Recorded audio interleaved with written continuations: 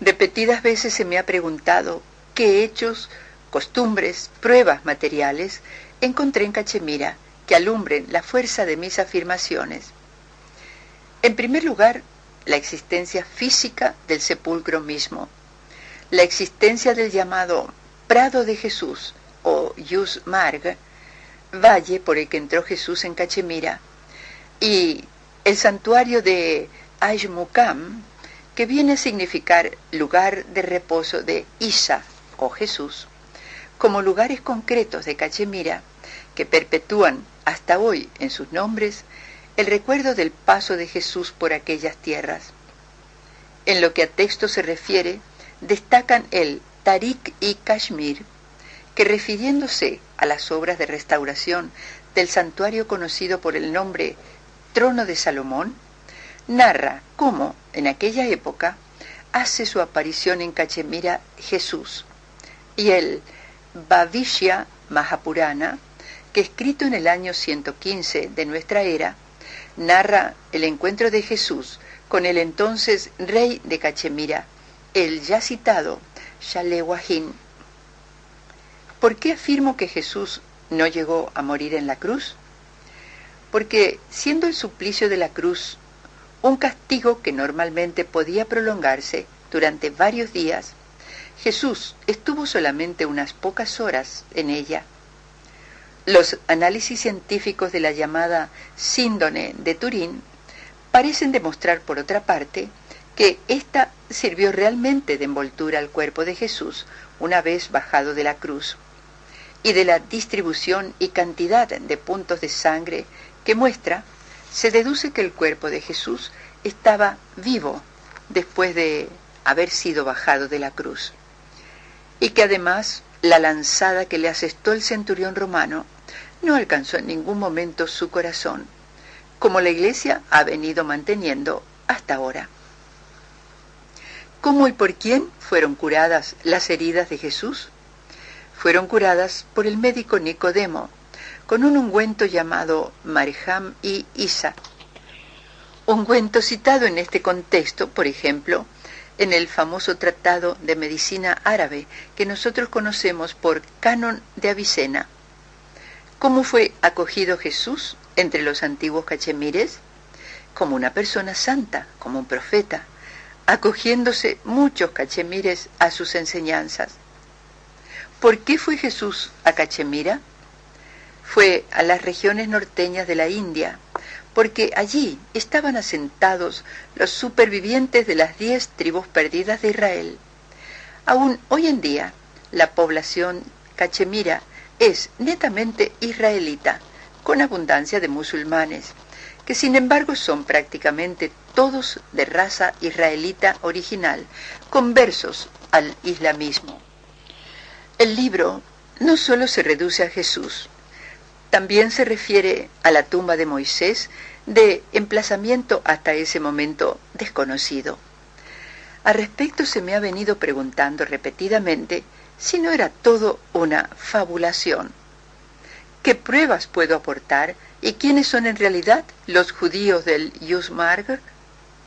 La realidad es que, custodiada por una reducidísima comunidad israelita, la tumba de Moisés ha sido localizada en lo alto de una montaña de Cachemira.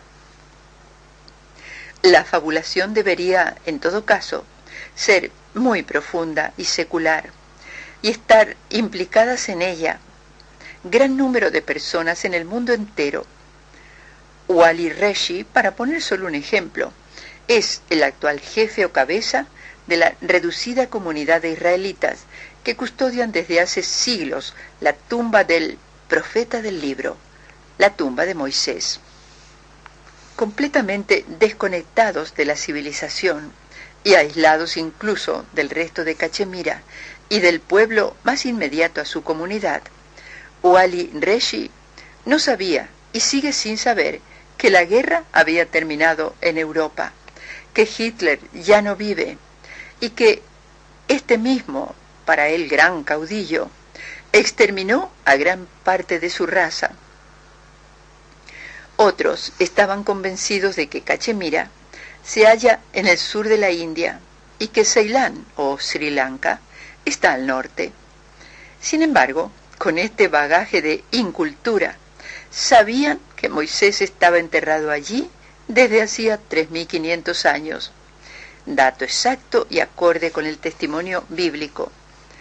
Otro grupo étnico aislado lo constituyen los judíos, o mejor, israelitas del Yus Marg, un grupo de israelitas puros que viven precisamente allí, en el prado de Jesús, porque por él pasó Jesús.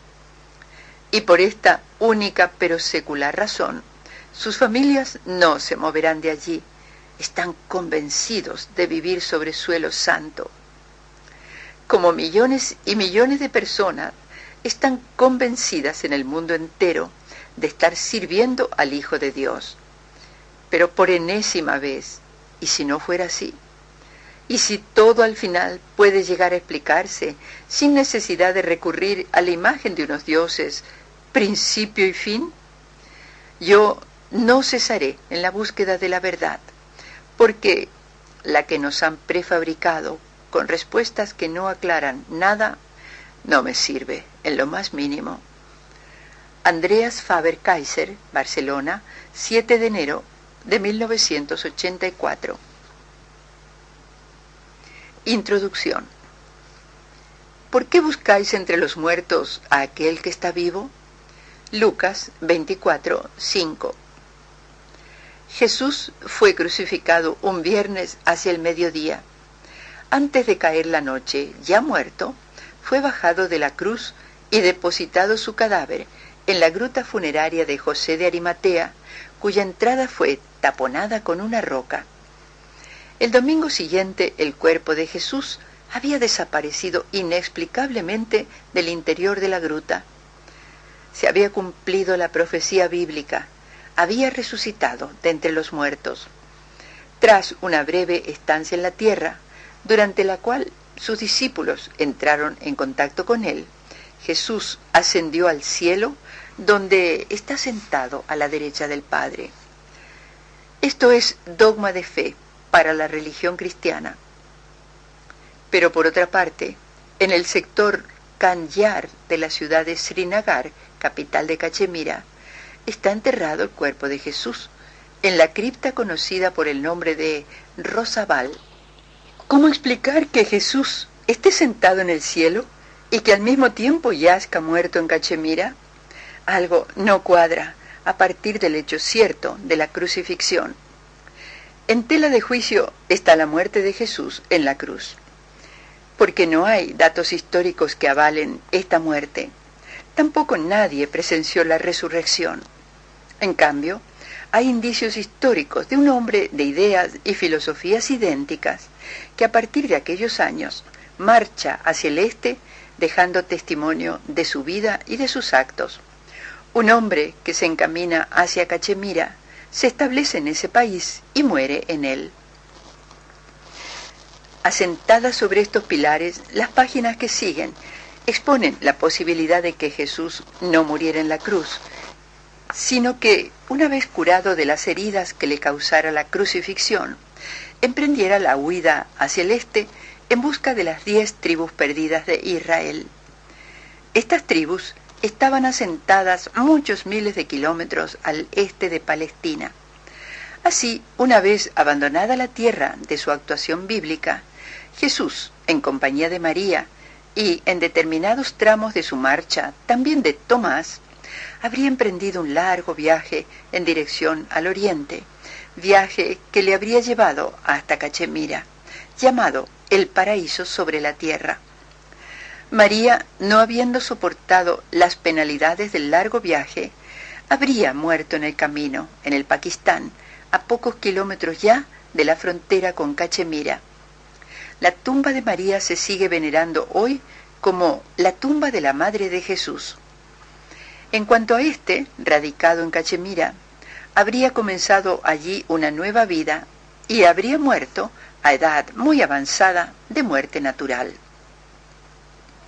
En el momento de su muerte habría estado asistido por Tomás, quien después volvería sobre sus pasos hasta cerca de la tumba de María, para, desde allí, seguir viaje definitivo hacia el sur de la India, en donde también moriría más tarde. Pero volvamos a Jesús, objeto central de este libro. El hecho concreto es que su tumba se está venerando hoy en día en Srinagar, capital de Cachemira. Leyendas, tradiciones y textos antiguos nos refieren esta segunda vida de Jesús en el norte de la India. Por esos documentos sabemos que Jesús tuvo hijos en Cachemira y que de resultas de su unión con una mujer, un hombre, Basharat Salehem, puede afirmar hoy ser el descendiente vivo de Jesús. Existen testimonios que hacen suponer que Jesús eligió precisamente este lugar del mundo para emprender la segunda etapa de su vida, por cuanto ya habría estado aquí durante los años de su juventud, en que la historia sagrada no puede explicarnos su paradero ni sus actividades. Efectivamente, un viajero ruso, Nikolai Notovich, halló a fines del siglo pasado en la lamacería de Emis, en Ladakh, región limítrofe entre Cachemira y el Tíbet, copias de textos históricos secularmente conservados por los lamas del Himalaya, en que se narra el primer viaje de Jesús a la India en sus años de juventud. Precisamente en los 18 años en que la Biblia guarda silencio acerca del paradero de su persona, una larga laguna de 18 años que, de dar crédito al texto bíblico, nos haría albergar serias dudas acerca de la identidad real del niño Jesús con este Jesús hombre, figura central del Nuevo Testamento. Pero no solo el Nuevo, sino también el Antiguo Testamento están vinculados a Cachemira. Efectivamente, ya mucho antes, el fértil Valle Cachemir parece haber sido tierra vinculada a la historia sagrada bíblica. Aparte de las tumbas de Jesús y de María, una reducida comunidad judía aislada en la montaña vive custodiando en Cachemira desde hace unos 3.500 años la tumba de su ancestral caudillo y profeta Moisés. También aquí la hipótesis Cachemira suple una laguna considerable del texto bíblico. Según la Biblia, nadie sabe dónde está localizada la sepultura del que fuera guía del pueblo judío. Todas las referencias que da la Biblia son referencias no válidas, ya que los nombres mencionados no se han podido hallar sobre la geografía real. Sin embargo, todos esos nombres aparecen en el valle de Cachemira, y allí precisamente veneran desde hace miles de años la tumba de Moisés. Pero Jesús y Moisés no solo legaron a la posteridad sus tumbas en Cachemira, un sinfín de nombres propios de los cachemires y un sinfín de toponímicos de nombres de lugares, de enclaves, de aldeas, de simples prados o valles, nos hablan del paso de Jesús y de Moisés por tierras cachemiras. Estos temas no son desconocidos. La historia persa y la historia cachemira los han ido transmitiendo hasta nuestros días. La conciencia popular cachemira también los ha ido conservando a través de los siglos hasta hoy. Desde fines del siglo pasado, una secta islámica, extendida sobre todo el globo, se viene ocupando en el tema de la tumba de Jesús en Cachemira, con todas las reservas que su carácter sectario merece al respecto. Esta secta ha publicado diversos libros sobre el tema. Hoy en día, un destacado arqueólogo, el profesor Hasnain, director de los archivos, bibliotecas y monumentos del gobierno de Cachemira, está investigando intensamente las posibilidades para estas hipótesis de una segunda vida de Jesús y de Moisés en Cachemira.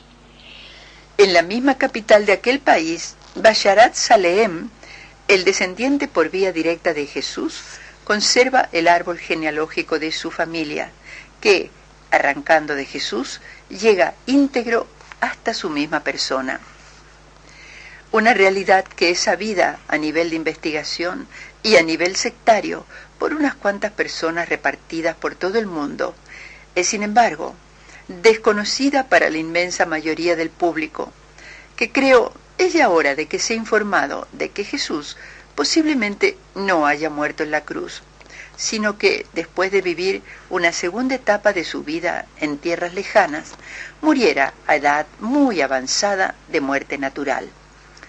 Con ello, habría completado efectivamente la misión para la que fue enviado a la tierra, misión que incluía el encontrar y el predicar a las tribus perdidas de Israel, a los hijos de Israel. Las páginas que siguen pretenden ser un dossier resumido de cuanto hoy se sabe acerca de la segunda vida de Jesús y acerca de la posible muerte también de Moisés en Cachemira. Las páginas que siguen son así un complemento del texto bíblico y establecen puentes lógicos sobre unos vacíos, en modo alguno claros, que ofrece el mencionado texto,